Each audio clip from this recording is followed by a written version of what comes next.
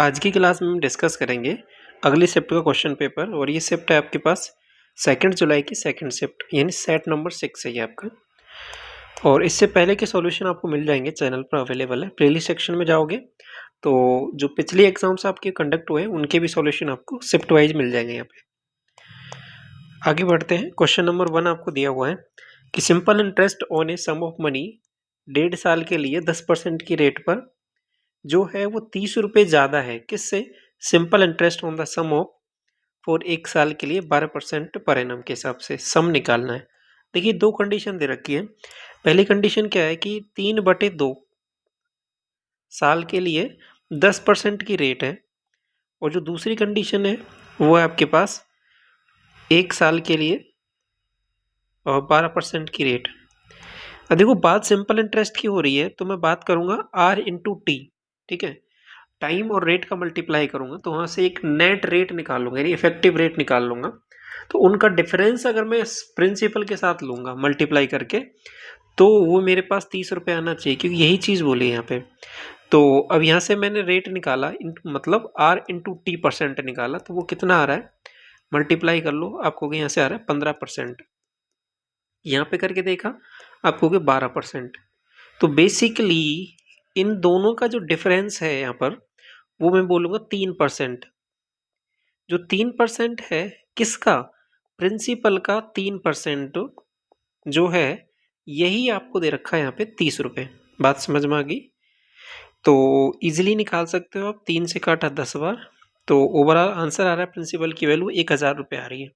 यही पूछा है आपसे कि जो कितना पैसा था जिसको पहली कंडीशन ऐसा लगाने पर और दूसरा ऐसा लगाने पर उनके बीच में डिफरेंस इतना बन रहा है। क्लियर हो गई बात? आपने रेट से इसको कैलकुलेट कर लिया। बेसिक से करना चाहोगे, बेसिक से भी वही बात है, P इंटू आर पहले वाले केस में इंटू टी डिवाइड बाई 100, ठीक है। तो पहले वाले केस में वही चीज़ करोगे आप। प्रिंसिपल तो सेम है, रेट हो जाएगी 3/2, ये टाइम है तो रेट 10/100। दूसरी कंडीशन हो जाएगी P इंटू आपके पास 1 साल के लिए 12/100, इन दोनों का डिफरेंस 30 रुपये। यहाँ से भी वही चीज़ें हैं, हम बस हमने जो चीज़ें हैं वो थोड़ा शॉर्ट करके देख ली कि बात हो रही है वो R इंटू टी की ही बात हो रही है, तो हमने उसको पहले ही कैलकुलेट करके यहाँ पे देख लिया, ठीक है। क्वेश्चन सेकंड बोल रहा है कि एवरेज मंथली एक्सपेंडिचर एक फैमिली का 2500 रुपये है ड्यूरिंग फर्स्ट 4 मंथ। पहले 4 महीने का जो मामला दे रखा है एक्सपेंडिचर का, वो 2500 रुपये दे रखा है। 2750 है, वो क्या है? ये है अगले 5 महीने का। और 3550 ये है लास्ट 3 मंथ्स का, ठीक है। तो ओवरऑल देख रहे हो 5 4 मतलब पूरे 1 साल का आपको डाटा यहाँ पे दे दिया कि कैसे कैसे चीज़ें चल रही है। टोटल सेविंग है पूरे साल की, सेविंग की बात करूँगा तो वो पूरे साल की दे दी है आपको 5500 रुपये। एवरेज मंथली इनकम निकालनी है आपको। देखिए, दो तरीके से सोच सकते हो सवाल को। क्या करोगे? देखो, यहाँ से आपको पहले तो इनका एवरेज निकाल लो पहले इस वाले का, क्योंकि ये 4 महीने या 5 महीने 3 महीने इनका अलग अलग वैल्यूज है। तो मल्टीप्लाई करके डिवाइड बाई 12 करके एक एवरेज निकाल सकते हो। उस एवरेज से जो आएगी वैल्यू वो आपके पास मंथली आ जाएगी। आप कहोगे हाँ, जो मंथली आई है वो क्या आया है? एक्सपेंडिचर आया है। सेविंग जो दे रखी है ये ईयरली दे रखी है, इसको भी मंथली करना पड़ेगा, तो इसको भी 12 से डिवाइड करना पड़ेगा। तो जो भी वैल्यू आएगी फिर वो फाइनल आपका क्या हो जाएगा? आंसर हो जाएगा। एक तरीका।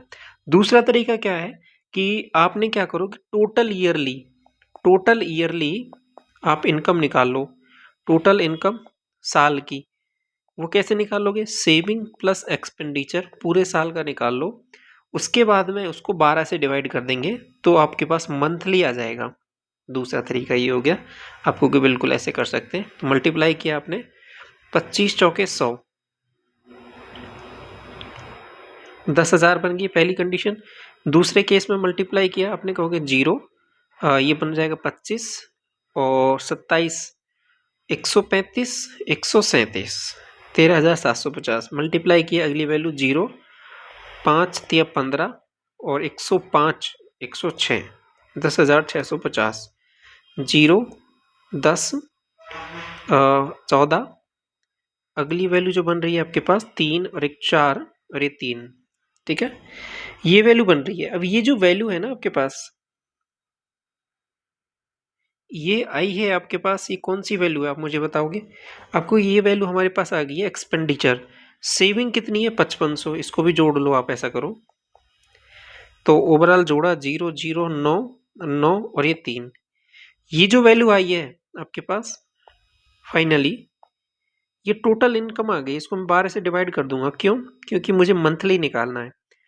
तो 36 3 12 तिया 36, 3 बचेगा और 24 6 बचेगा, 12 पंचा 60, 3325। ऑप्शन देखो कौन सा है, ऑप्शन नंबर 4 दे रखा है। बात समझ में आई आपको? ये क्वेश्चन बोल रहा है कि when number is increased by 8 it becomes 120% of itself. यानी पहले कोई x था, अभी हो गया 120%, मतलब 1.2x हो गया है। तो यहाँ पे डिफरेंस आया, वो कितना आया? 0.2x का। ये है, ये बेसिकली क्या है? 8 के इक्वल। तो x की वैल्यू क्या हो जाएगी? 8 डिवाइड बाई 0.2, पॉइंट हटाया, ऊपर 0 बढ़ा दिया, ठीक है। तो ओवरऑल x की वैल्यू आ रही है वो 40 आंसर आ जाएगा। क्लियर हुई? ऐसे कर सकते हो। बाकी परसेंटेज में करना है आपको, परसेंटेज में भी डील कर सकते हो इसको। मान लो पहले कोई नंबर था 100, अभी वो अपने आप का 120% हो जाता है। कितना बढ़ गया? आपको हो गया यहाँ पे 20%। 20% की वैल्यू है आपके पास 8, ठीक है। 100% की वैल्यू, क्योंकि वही निकालना है नंबर, तो 5 गुना करना है, तो 8 पंजे 40। ऐसे भी देख सकते हो। बहुत सारे तरीके हैं इस सवाल को देखने के। क्वेश्चन नंबर 4 बोल रहा है कि volume of a cube is reduced to इतना, कम होके इतना हो गया है, ठीक है। By how much is the side of the cube reduced. देखिए दो तरीके से सोच सकते हो। एक है कि 72.9 हो गया है, ये कम होके कितने की कमी हुई है? आपको 1, तो यहाँ हो जाएगा 3 देन 7, यहाँ हो जाएगा 8 देन 2, 27.1 की। तो ऑप्शन के थ्रू, जैसे कोई सीधा सा ऑप्शन आपको दिख रहा है, उसको पुट करके आप वैल्यू पुट करके एक देख सकते हो नेट रिजल्ट क्या बन रहा है।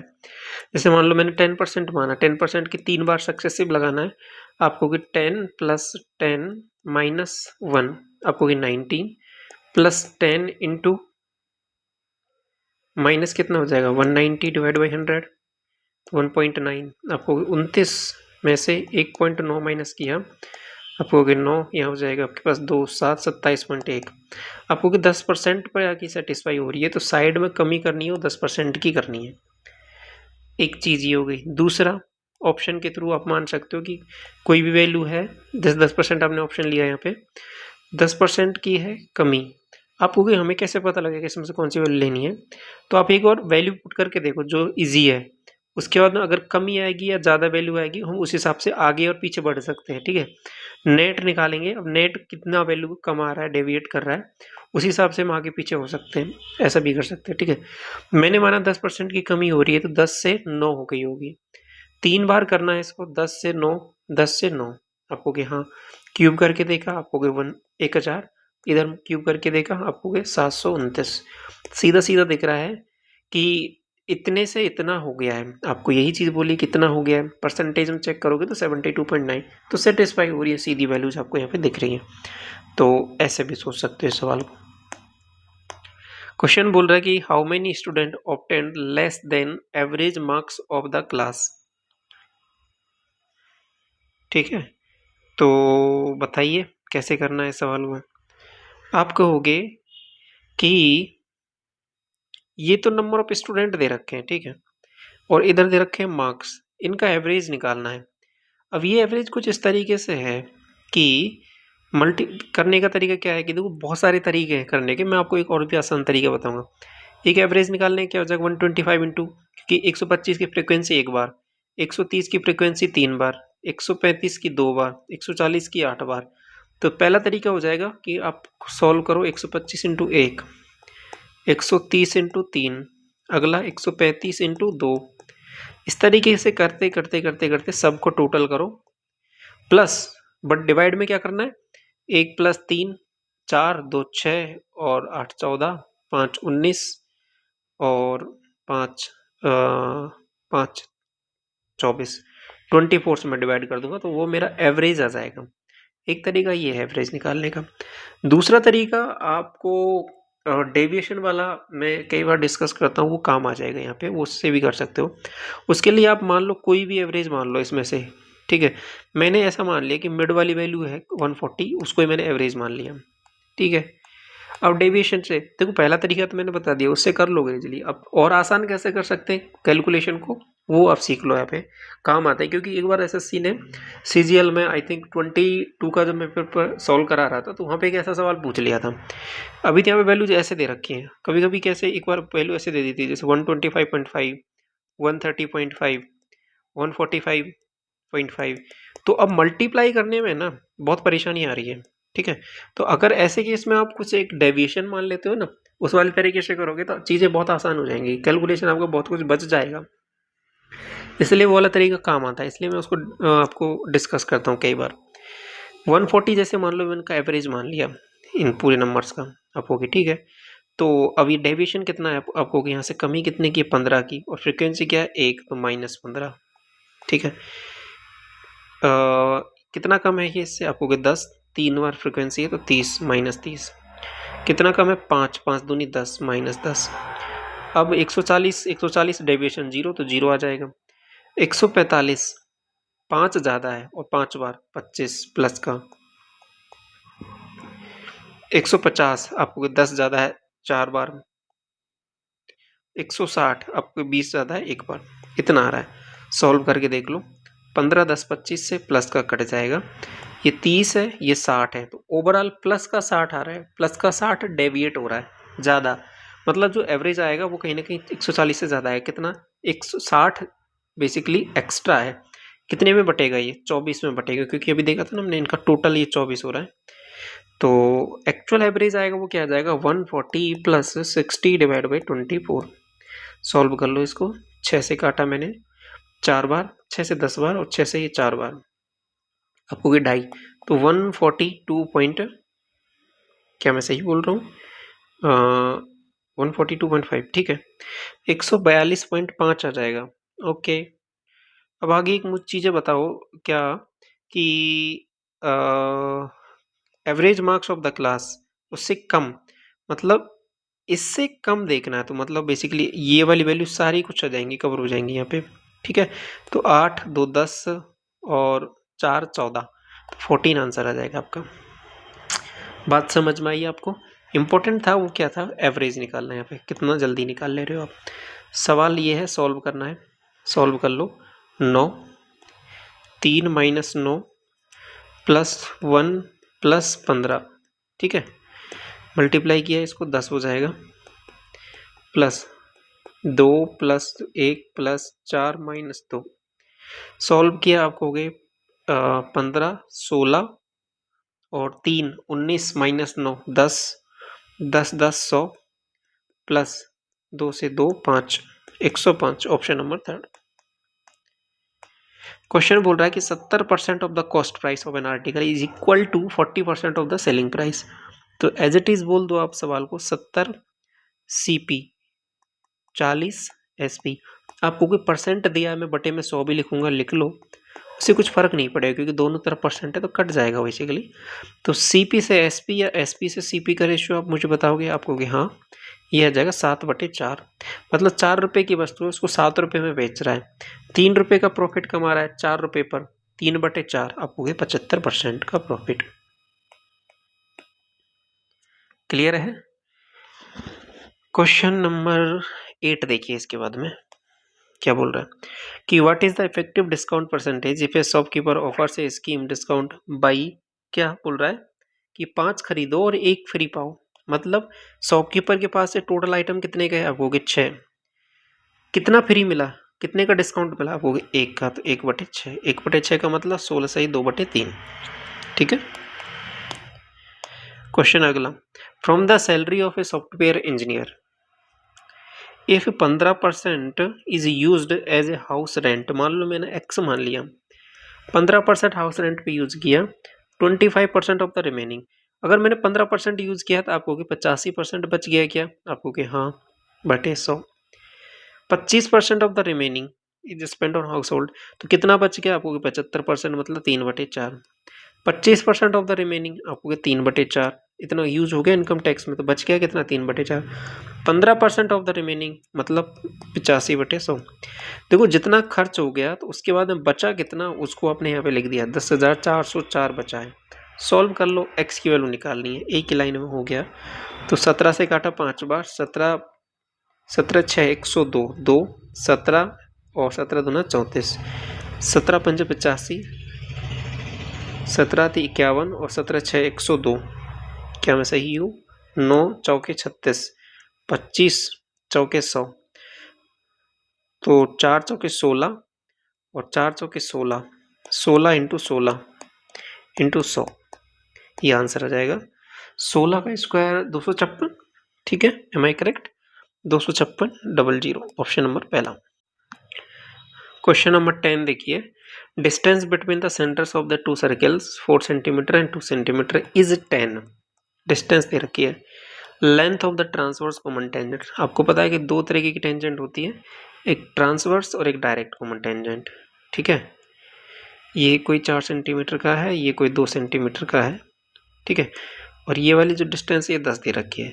दो फॉर्मूले होते हैं, याद करो, डिस्टेंस का square minus R1 minus R2 का होल स्क्वायर, नंबर 1, और डिस्टेंस का square minus R1 plus R2 का होल स्क्वायर।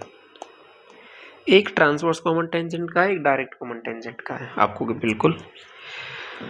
तो ये जो फॉर्मूला है आपका कौन सा, सेकंड वाला, ये वाला हो जाएगा आपका ट्रांसवर्स कॉमन टेंजेंट का, और ये हो जाएगा डायरेक्ट कॉमन टेंजेंट का, ठीक है।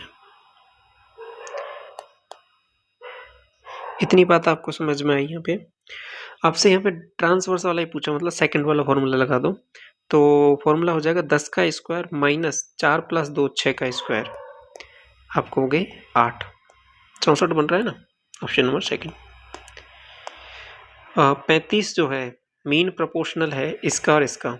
मीन प्रोपोर्शनल मतलब 35 बराबर √25 इंटू एक्स, या स्क्वायर करके मैं बोल सकता हूँ 35 इंटू 35 बटे 25 इक्वल टू एक्स, काट लो 7 7 49, ऑप्शन नंबर फोर्थ।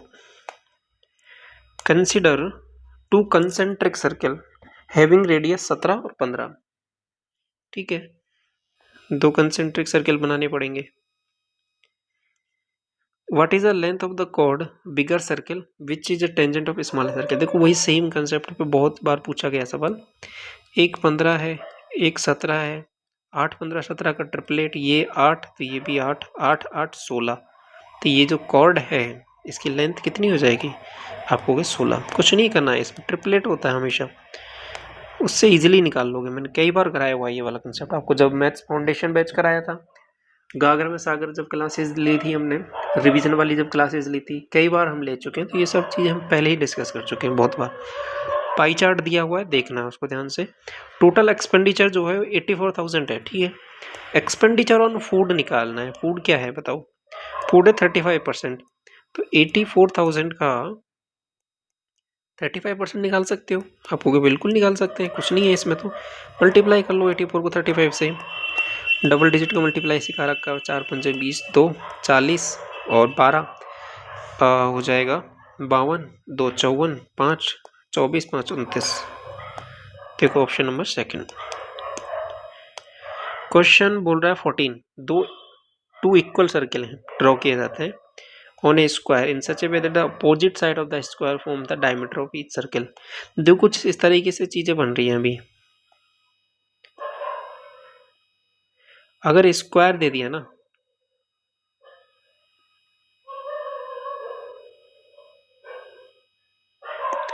कुछ ऐसे बनेगा, एक सर्किल यहाँ भी बनेगा बाहर, ठीक है। तो ये टच इस तरीके से ही करेंगे क्योंकि ये डायमीटर बोल दिया इनका, और ये भी हम जानते हैं ये साइड बराबर होती है, साइड बराबर होती है, क्लियर। तो बोला है कि रिमेनिंग एरिया, मतलब ये वाला जो पार्ट है ना, इसका एरिया दे दिया 42। तो मैं ऐसा बोल सकता हूँ क्या, क्या क्या बोलूँगा मैं, देखो समझना है इसमें। ये इसकी साइड है ना, ए है, इसकी रेडियस क्या हो जाएगी आपको, a/2 हो जाएगी। तो मैं ऐसा बोल सकता हूँ कि a स्क्वायर माइनस, देखो हाफ सर्किल इधर हाफ सर्किल इधर, पूरा सर्किल हो गया, पाई a स्क्वायर बाई 4 बराबर 42। क्या ये मैंने लिखा है ये गलत लिखा है, सही लिखा है, क्या लिखा है मुझे बताओ ये। अब वही, ये तो बिल्कुल सही बात लिख दी आपने। तो ए स्क्वायर कॉमन ले लो, 1 माइनस 22/7 इंटू 1/4, थोड़ा सा सोल्व किया 2, ये हो जाएगा 11। तो ए स्क्वायर 14 माइनस 11 3/14 बराबर 42। तो 3 से काटा 14 टाइम्स, तो ए स्क्वायर की वैल्यू हो जाएगी 14 इंटू 14। तो ए की वैल्यू क्या आ जाएगी निकल के 14। तो साइड, या फिर मैं इसको बोल दूंगा डायमीटर ऑफ द सर्किल, या side of the cube, cube नहीं आपका स्क्वायर, दोनों सेम ही चीज है, तो वो 14 रहेगा। Clear. Moving at 6/7 of its usual speed, बस है वो 20 मिनट लेट हो जाती है। मतलब अगर उसकी स्पीड 7 है, तो अगर वो 6 से चलती है, ठीक है, ये स्पीड का मैंने रेशियो लिख दिया, 7 का 6/7 निकालूंगा तो 6 हो जाएगा। मतलब एक्चुअल स्पीड उसकी ये है, कम चलती है तो इतना, तो टाइम 20 मिनट का लेट हो जाती है। अगर डिस्टेंस सेम है, to cover the journey, same journey को कवर करना है, तो टाइम का जो रेशो है उल्टा हो जाएगा, तो 6:7 का हो जाएगा। आपको बिल्कुल सही बात है। तो यही डिफरेंस आपको दे रखा है 20 मिनट का।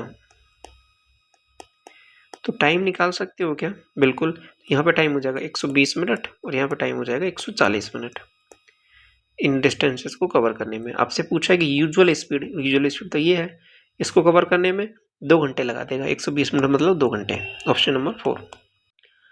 क्वेश्चन नंबर 16 देखिए, ABC और PQ सिमिलर ट्राइंगल है। सिमिलर है तो साइडों का रेशियो भी सेम रहेगा।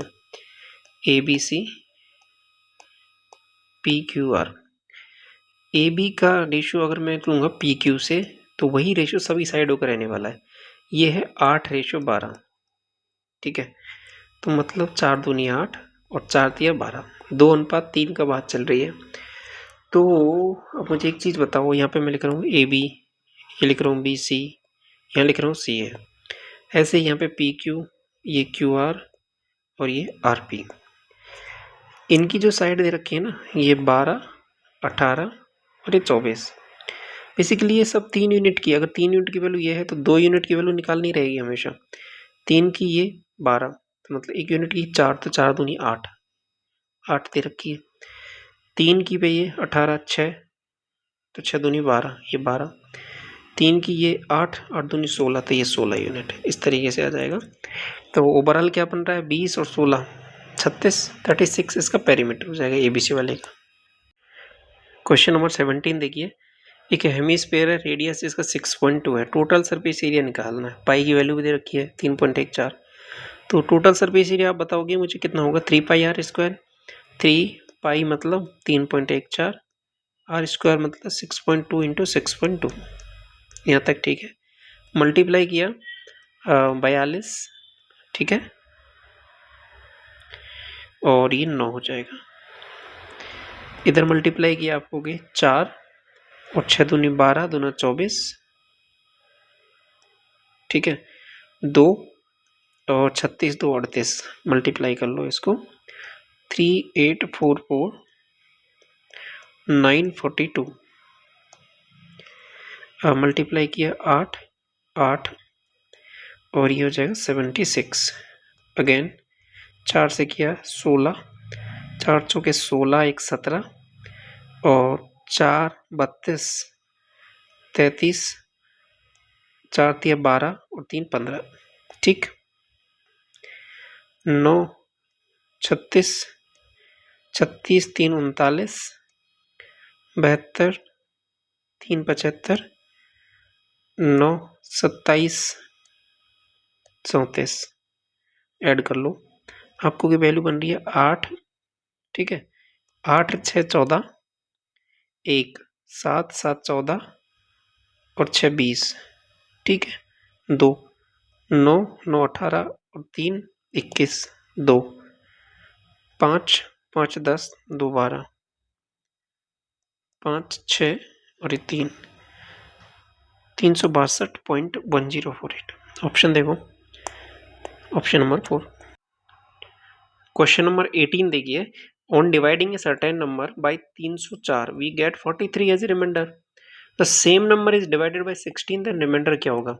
देखिए, जब अगर 304 से हमने डिवाइड किया था किसी नंबर को तो इतना मिला था, तो अपने आप में 304 है ना, वो भी कहीं ना कहीं जो है 16 का एक फैक्टर है। ठीक है, 16 से डिविजिबल है ये, देखो 16 और आपके पास 14, 16 9 144, मतलब ये तो डिविजिबल है। तो बाकी आप जो कुछ कैलकुलेशन करनी है वो रिमाइंडर पे ही करनी है। अगर ये भी पूरा पूरा डिवाइड हो जाता है या फिर यहाँ से जो भी रिमाइंडर बचता है, रिमाइंडर को ही डिवाइड करना है, तो वही आपका फाइनल रिमाइंडर होगा। तो 16 से डिवाइड किया, 16 दूना 32, तो 11 रिमाइंडर बच रहा है आपका। तो रिमाइंडर को डिवाइड करने पर जो चीज़ें आ रही है वो आंसर होगा आपका। क्लियर हुई बात, क्योंकि ये डिविजिबल हो जा रहा है आपका। क्वेश्चन नंबर 19 बोल रहा है कि what is the total raw score obtained by Rohit. तो ये जो वैल्यूज दे रखी है ना आपके पास, percentage of marks obtained by the 7 student, ये परसेंटेज है बेसिकली, और ये टोटल इनका ये है, इसमें से आए ये। तो मैं कैलकुलेट करना है वो रोहित के लिए, मतलब यहाँ पे, ठीक है। तो 150, ये 8 है, तो 150 का 80% मैं निकालूंगा, 15 × 120 मतलब 120 मार्क्स।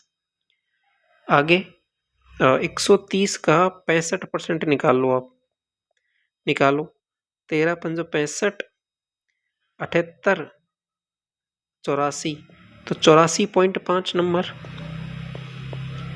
अगला 80%, 12 × 96, अगला 80% मतलब सीधा 80, 60% मतलब 36, और इसका तो ये 24%, 24 मार्क्स ऐड कर लो।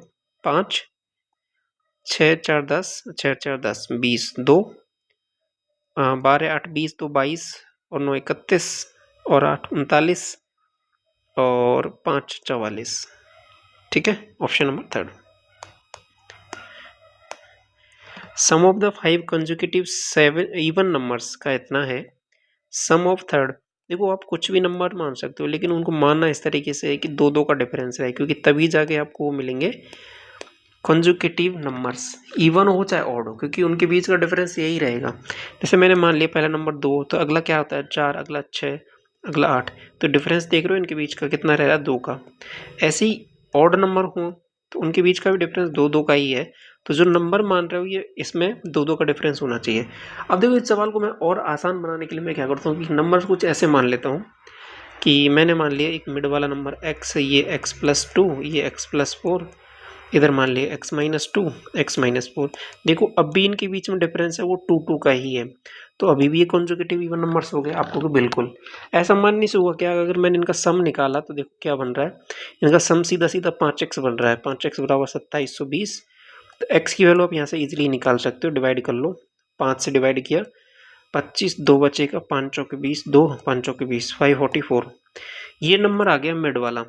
अब आगे पूछा आपसे sum of the third and fifth number बता दो। थर्ड नंबर है x और फिफ्थ नंबर है x+4, तो बेसिकली 2x+4, 2x इसका डबल करो, आपको 1088 + 4, तो 1092, ऑप्शन नंबर 3। क्वेश्चन बोल रहा है कि 47 मैसन, ये मिस्त्री है, वो एक गड्ढा करते हैं 35 मीटर लॉन्ग एक दिन में। How many masons should be employed, गड्ढा करने के लिए 105 मीटर लंबा trench on the same type of the one day. देखिए, 47 लोग हैं, काम करते हैं 35 मीटर एक दिन तक, ठीक। तो मामला क्या हो रहा है, ये काम क्या है बेसिकली, 35 मीटर लंबा गड्ढा, तो ये टोटल वर्क हो गया। ऐसे ही how many mason should be employed, मैं कहूँगा x, क्या करने के लिए, 105 मीटर का गड्ढा करने के लिए एक दिन में, ठीक है। 35 से काटा इसको 3 बार और 47 दिया, 141, कि ये x लोगों की आवश्यकता है, 141 लोगों की। Is it clear. जो टोटल वर्क है ना उसको नीचे लेना रहता है, MDH का कंसेप्ट यही है। 22 बोल रहा है कि एक इलेक्ट्रिक व्हीकल कंपनी है, ठीक है, यहाँ पे कुछ डाटा दे रखा है। What is the difference between the average production of model A 19, 21 और 22 में? 19 5, 21 5.5, 22 4.5। एवरेज निकालूंगा इनका, आपको कि 15 हो रहा है क्या ये? हाँ 15 हो रहा है। एवरेज आपको कि 5 आ जाएगा पहले वाले का, तीन ही वैल्यूज है, एवरेज ही हुआ। मॉडल बी 2020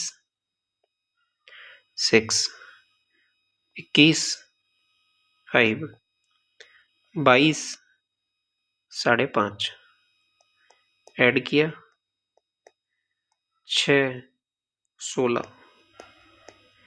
डिवाइड कर लो 3 से,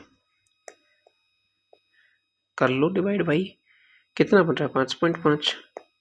डिफरेंस बिटवीन आपको 0.5, 0.5 मतलब आधा। ये जो वैल्यूज है ना, ये देखो थोड़ा सा गौर से, लाख में दे रखी है।